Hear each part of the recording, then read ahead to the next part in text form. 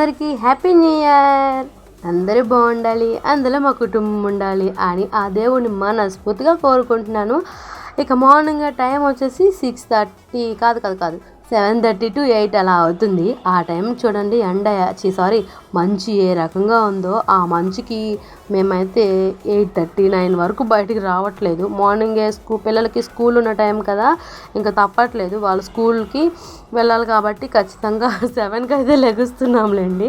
7కి లేచి పిల్లలు రెడీ చేసి పంపిస్తున్నాం. ఇప్పుడు ఇవాళ న్యూ ఇయర్ కదా, స్కూల్ అయితే హాలిడే. కొంతమందికి అయితే స్కూలు న్యూ ఇయర్ రోజు కూడా ఉంది.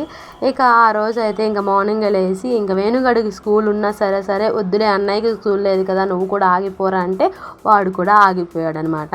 ఇంకా టిఫిన్ అవన్నీ కూడా వీడియో షూట్ చేయలేదు, మధ్యాహ్నం నుంచి స్టార్ట్ చేశాను. పులిహోర చేస్తున్నాను. పులిహోరకి కావాల్సినవన్నీ ఆల్రెడీ అందరికీ తెలుసు అనుకోండి, కానీ ఇంకొకసారి చెప్పేస్తున్నాను. ఏంటంటే తాలింపులు, వేరుశనగ గుళ్ళు, పచ్చిమిర్చి ఘాట్లు పెట్టుకున్నాను. ఎందుకంటే అది నూనెలో బాగా వేగేటప్పుడు ఏంటంటే ఢమ్ ఢమ్ అని బాంబులు పేలుస్తూ ఉంటుంది. సో అందుకని ఘాట్లు పెట్టుకున్నాను. అలాగే ఎండుమిర్చికి తొడాలు తీసి వేసాను. అందులోనే నిమ్మప్పు, ఇది పులిహోర, నేను నిమ్మకాయల పులిహోర చేసుకుందాం కదా అని చెప్పి అనుకుంటే అక్కడేమో నిమ్మకాయలు అందుబాటులో లేకుండా పోయినాయి. దాంతో ఏంటంటే నిమ్మప్పు తీసుకొచ్చి ఇలా నిమ్మకాయ పులిహోర అయితే చేసేస్తున్నాను. నిమ్మప్పు ఏంటంటే ఒక గిన్నెలో కలిపి పక్కన పెట్టుకున్నాను. ఇక పసుపు, ఉప్పు కూడా వేసాను. ఇవి బాగా వేగిపోయినాయి అనిపించినాయి. ఇంకా ఎక్కువ వేగినాయి అంటే మాడిపోతాయి కదా అని చెప్పి దాంట్లోనే ఈ ముందుగా కలిపి పెట్టుకున్నాం కదా నిమ్మప్పు వాటర్, అది వేస్తే కనుక మంచి పులిహోర, అసలు ఎంత కమ్మగా అంటే మా బ్లాగ్ అంతా వాసన వచ్చినట్టుగా వచ్చింది అనమాట. బయటికి అంత ఘాటుగా అంత కమ్మగా వచ్చింది. ఇంకా ఏంటంటే ఒక గంట ముందు అన్నము వండేసి చల్లార పెట్టుకొని చల్లారిన తర్వాత వేసి ఉంటే ఆ ఆయిల్ అనేది చేతికి తగులుతూ ఉండేది అనమాట. సో దాంతో ఏంటంటే పులిహోర ఇంకా కమ్మగా ఉండేది. ఇలాగ కూడా కమ్మగానే ఉంది. వేడివేడిగా ఉంటే అంటే తినకూడదు, వేడివేడిగా ఉన్నప్పుడు కలపడానికి కష్టం. మంచిగా కలపాలంటే కొద్దిగా చల్లగా ఉన్నప్పుడే కలపడం. ఇంకా తాలింపులు ఏంటి కళ్యాణి, కళాయి కూడా వదలట్లేదు అనుకుంటారేమో, అందులో ఉంటుంది చూసారా అడుగున పసుపు, ఉప్పు, అదంతా కూడా పట్టాలి కదండి అన్నానికి, అందుకని కలుపుతున్నాను. మీరు అనుకుంటారేమో ఏంటి అది కూడా వదలట్లేదు అని చెప్పి, అందుకని ముందుగానే చెప్పేస్తున్నాను అనమాట. మీరు అలా అనుకోమాకండి. నేనైతే ఆ ఉద్దేశంగానే, మా అమ్మ అలాగే చేసేది, ఆ అలవాటే నాకు కూడా వచ్చిందనమాట. కొత్తగా నేర్చుకునే అలవాట్లు అయితే కాదు, పుట్టుకతో వచ్చిన అలవాట్లు అంటారు కదా, అలాంటివి అనమాట ఇవి. ఇది చూసారు కదా, పులిహోర కలిపేసిన తర్వాత ఎంత కలర్ఫుల్గా ఉందో, నాకైతే సూపర్గా నచ్చింది. అందులో సగం నేను సగం పిల్లలు తిన్నాము, ఎదురు వాళ్ళకి కొంచెం ఇచ్చాను అనమాట.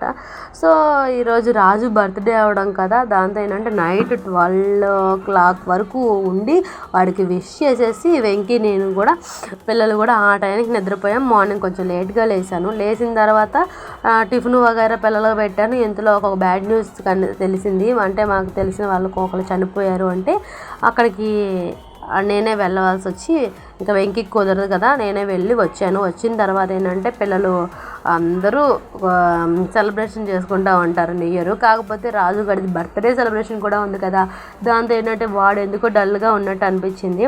ఇంకా వెంకికి ఫోన్ చేస్తే మీరు 4:30 దాటిన తర్వాత రండి అని చెప్పి అన్నారు మాట దగ్గరికి. కేక్ అది తీసుకొస్తున్నాను, ఇక్కడ కేక్ కోపిద్దాం పిల్లోడితో అని చెప్పి అన్నారు. ప్రతి ఇయర్ ఏంటంటే పైన అత్తమ్మ వాళ్ళతో చేసుకుంటాం. ఈ ఇయర్ ఏంటంటే పైకి వెళ్ళలేదు. అంటే ఇంకా కొన్ని పరిస్థితుల ప్రభావం ఏంటంటే ఇంట్లోనే వెంకీ ఏమో డ్యూటీకి వెళ్ళిపోయారు, నేనేమో వాళ్ళ ఇంటికి చెప్పాను కదా ఒకళ్ళు చనిపోతే అక్కడికి వెళ్ళాల్సి వచ్చింది. సో దాంతో ఏంటంటే ఇంకా కొండపైకి వెళ్ళలేకపోయామన్నమాట. మళ్ళీ నేను కొన్ని పరిస్థితులు అంటే మీరు వేరే అర్థాలు తీసుకుంటూ ఉంటారు.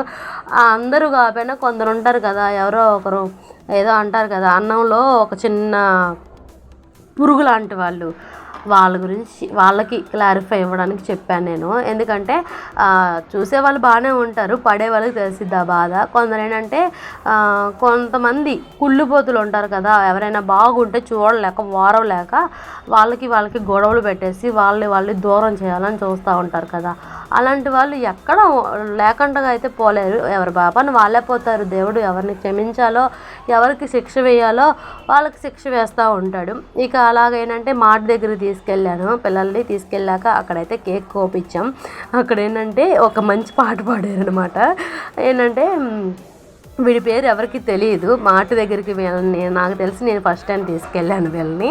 సో దాంతో ఏంటంటే వాడి పేరు మేము చెప్పలేదు, అడగలేదు కూడా. వాళ్ళు కేక్ కోసేటప్పుడు happy birthday to you Venkatesh అన్న కొడుకు అని చెప్పి అన్నారనమాట. సో దాంతో అక్కడ కాసేపు నవ్వుకున్నాం, అలాగా భలే హ్యాపీ అనిపించింది. అంటే ఎలాగోలా విష్ చేయాలి, ఏ పేరుతోనే విష్ చేయాలా, వెంకటేష్ అన్న కొడుకే కదా, అలా కూడా విష్ చేయొచ్చు కదా అని ఒక మంచి థాట్తో వాళ్ళు అలాగ అనేప్పటికీ భలే హ్యాపీ అనిపించింది అండి. అక్కడ నుంచి ఇంక ఇంటికి వచ్చేపాటికి అన్నయ్య వాళ్ళ ఫ్రెండ్ ఈ అన్నయ్య, మా ఆయన వాళ్ళ ఫ్రెండ్ ఈ అన్నయ్య పేరు అదే ఇస్రాయల్ అన్నయ్య అంటూ ఉంటాను కదా మీకు ఎక్కువ వ్లాగ్స్లో. ఇంకా అన్నయ్య వదిన కూడా ఇంకా పిల్లలు తీసుకొచ్చా. ఇంకా వెంకీ ఏమో కేక్ పంపించి ఇంకా కేక్ కోపించండి అమ్మ వాడి ఇంటికాడ కూడా, అంటే టయానికి వాడు పుట్టిన టయానికి. మామూలుగా అందరూ కోసుకునే టైం ఏంటంటే 12 దాటిన తర్వాత 12కి ఆ టయానికి కోస్తారు న్యూ ఇయర్ రోజు. ఇంకా వాడు బర్త్డే కాబట్టి వాడు పుట్టిన టైం వచ్చేసి ఈవినింగ్ 7:34కి పుట్టాడు. ఆ టయానికి కోస్తున్నాం అనమాట ఇంటికాడ. ఇంకా వెంకీకి రావడానికి కుదరదు కదా, ఇంకా అన్నయ్యకి ఫోన్ చేసి చెప్పారనమాట. ఇంకా అన్నయ్య వాళ్ళు వచ్చి ఇంకా దగ్గరుండి కేక్ కోపేస్తున్నారు. అంత చెట్టుకి అంతే గాలి, ఎక్కడ ఎలా జరగాలో అలాగే జరిగిద్ది. మనం బాధపడితే మాత్రం, లేదంటే వేరే వాళ్ళు మనకు కుళ్ళుకున్నారు కదా అని చెప్పి అనుకుంటే మాత్రం మనకి జరగాల్సింది ఏది జరగకుండా ఆగిపోదు కదా. మనకి ఏది జరిగినా కూడా ఆ భగవంతుడి మీదే భారం. అంటే మంచి జరిగినా చెడు జరిగినా రెండింటికి లేదు, మాకు చెడు జరిగిందంటే దేవుడే కారణం అని చెప్పి దేవుడి మీద నింద వేయకూడదు. మనకు మంచి జరిగిందంటే పలానా వ్యక్తి వల్ల మనకు మంచి జరిగిందని మనిషి మీదే వేసుకోకూడదు. ఇప్పుడే కాదు, నేను ఎప్పటికప్పుడు నన్ను నేను మోటివేట్ చేసుకుంటూనే ఉంటాను. మరి ఈ ఇయర్ అయితే నా జాబ్ కూడా పోయింది, ఇంట్లోనే ఉంటున్నాను, హౌస్ వైఫ్గానే ఉంటున్నాను. ఇక డైలీ వ్లాగ్స్ అయితే షేర్ చేయాలనుకుంటున్నాను. దయచేసి మీరందరూ కూడా నాకు సపోర్ట్ చేస్తారని నేను మనస్ఫూర్తిగా కోరుకుంటున్నాను. వీడియో లాస్ట్ దాకా చూసిన వాళ్ళకే నేను ఈ విషయం చెప్పాను కదా. నేను స్టార్టింగ్ నుంచి నాకు లైక్ చేయండి, సపోర్ట్ చేయండి, సబ్స్క్రైబ్ చేయండి అని అయితే చెప్పుకోవట్లేదు. నా ఒక ఫ్యామిలీ లాగా మీరు కూడా నాకు సపోర్ట్ చేస్తారని. ఆల్రెడీ నేను జాబ్స్ కోసం ట్రయల్స్ వేస్తూనే ఉన్నాను. బట్ ఏంటంటే జాబ్కి సర్టిఫికేట్లు అవన్నీ కొన్ని వాళ్ళకి కొన్ని రూల్స్ అనేవి ఉంటాయి కదా. సో దాంతో ఏంటంటే కొన్ని సిచ్యువేషన్స్ వల్ల ఆగవలసి వచ్చింది. ప్రజెంట్ అయితే హౌస్ వైఫ్గానే ఇంట్లోనే ఉంటున్నాను అనమాట, ఖాళీగానే. మనం ఎంత పని చేసినా ప్రతి ఒక్కరు కూడా ఇదే మాట అంటారు కదా, హౌస్ వైఫ్ అంటే ఇంట్లో ఖాళీగానే ఉండాలని అంటారు. ఇంట్లో ఏ పని చేయకపోయినా కుదరదు, బయటికి వెళ్ళినా సరే ఇంట్లో కంపల్సరీగా చేయాలి. మన అంట్లు మనమే శుభ్రం చేసుకోవాలి, మన బట్టలు మనమే శుభ్రం చేసుకోవాలి, మన పని మనమే చేసుకోవాలి. ఇంకా ఏంటంటే కొంతమంది హస్బెండ్స్ ఏంటంటే వైఫ్కి మంచి హెల్ప్గా ఉంటారు. మరి ఇంకేంటంటే అసలు కుదరదు కదా, ఇంక మార్నింగ్ వెళ్ళిపోతారు, నైట్ ఎప్పుడో వస్తారు. ఇంకా ఆ టైంలో ఇంకా వెంకి చేసి ఉండరు కదా, హెల్ప్ ఇంకేం కోరుతాను. అందువలన ఇంక నేనైతే హెల్ప్ ఏం అడగను. బట్ ఏంటంటే ఇప్పుడు ప్రజెంట్ ఖాళీగానే ఉంటున్నాను కదా అని మాట మాత్రం పడుతున్నాను. అది ఖాళీగా ఉంటున్నానో లేదో నాలాంటి హౌస్ వైఫ్లకి అయితే తెలుసు. అంటే ఇంట్లో మార్నింగ్ లేచి టిఫిన్ ఇంట్లోనే ప్రిపేర్ చేస్తాం, దానికి చట్నీ, ఎన్ని పనులు చెప్పండి, అదేమైనా ఖాళీ పని? అదేది తక్కువైనా మళ్ళీ మమ్మల్నే కదా అనేది. చట్నీ బాగాలేదు, ఉప్పు లేదు, కారం లేదు అని ఇలా అంటారు. దాన్ని పర్ఫెక్ట్గా చేయాలి. ఇంట్లో తిన్న తర్వాత ఆ ఎండ్లన్నీ కడుక్కోవాలి, మళ్ళీ శుభ్రం చేసుకొని అవన్నీ మళ్ళీ వంట మొదలు పెట్టాలి. వంట అంతా అయ్యాక మళ్ళీ ఇల్లు శుభ్రం చేసుకోవాలి. ఇల్లు శుభ్రం అయ్యాక బట్టలు శుభ్రం అయ్యాక ఉతకడం అయిపోయినాక మడతలు అయ్యాక ఇస్త్రీ. అబ్బో ఎన్ని పనులు చెప్తే అసలు మామూలు పనులు కాదు. ఆడవాళ్ళ పనుల మీద ఒక సీరియల్ కూడా తీశారు, ఆ మధ్యలో వచ్చింది దేవత అని సీరియల్. ఆడవాళ్ళని నిజంగా ఇలా సోషల్ మీడియాలోని సినిమాల్లోనే పొగుడుతున్నారు తప్ప ఇంట్లో ఆడవాళ్ళకైతే ఒక గుర్తింపు లేదు. ఇంకా ఎంతకాలం పరిగెట్టాలి అసలు ఈ ఆడవాళ్ళు? మాకు స్వాతంత్రం కావాలి, మాకు స్వేచ్ఛ కావాలి అని. ఆ స్వాతంత్రం అయితే వచ్చింది, కానీ ఆడవాళ్ళకి శ్రమకైతే గుర్తింపు రావట్లా. మా ఇంట్లో మా వైఫ్ ఎంత వర్క్ చేస్తున్నారు, ఎంత శ్రమ పడుతున్నారు అనే మాట గుర్తింపు మాత్రం రావట్లేదు. ఏంటంటే ఇంట్లో ఉంటే ఖాళీగా ఉండడం, ఖాళీ హౌస్ వైఫ్, ఖాళీ వైఫ్ అని మాత్రమే అంటున్నారు. ఓకే ఫ్రెండ్స్, లైక్ చేయండి, సబ్స్క్రైబ్